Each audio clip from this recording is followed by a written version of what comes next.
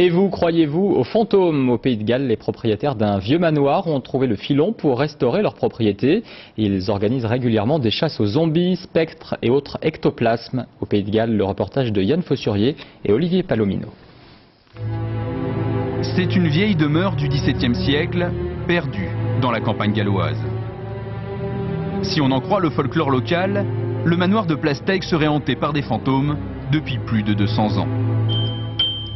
Cette mystérieuse bâtisse a été restaurée il y a une vingtaine d'années. La propriétaire y accueille aujourd'hui des amateurs de paranormal venus de toute la Grande-Bretagne. Des chasseurs d'ectoplasmes comme Sheena et ses amis. Faites attention, c'est très sombre ici. Ils ont formé un club et visitent régulièrement ce manoir les week-ends, la nuit de préférence. Ils recherchent inlassablement des indices qui confirmeraient la présence de fantômes. Bardés d'instruments électroniques, ils mesurent les ondes électromagnétiques et surveillent les variations de température.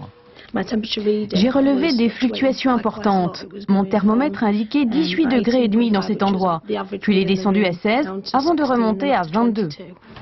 Avec leurs appareils photo équipés de lasers et de lampes à infrarouge, Dave et Paul pensent avoir saisi quelque chose ce soir, dans ce couloir.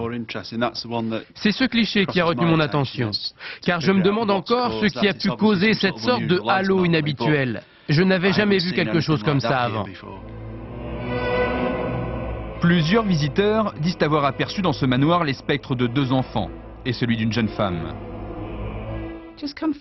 Allez, venez, montrez-vous. Sheena et Christine entrent en méditation. Elles tentent d'établir un contact avec ces esprits qui entraient le manoir, sous le regard dubitatif de ce jeune couple qui les a accompagnés ce soir. Je suis plutôt sceptique, mais on ressent vraiment quelque chose de spécial ici. C'est excitant. Ces chasseurs de fantômes acceptent qu'on les suive la nuit dans le manoir de Plasteg, à condition de payer 60 €. Ce manoir a besoin d'argent pour être maintenu en l'état.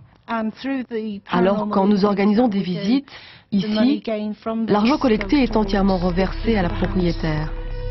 La propriétaire des lieux est une femme discrète. Elle n'apparaît jamais lors de ses safaris du paranormal. Elle dit ne pas croire aux fantômes.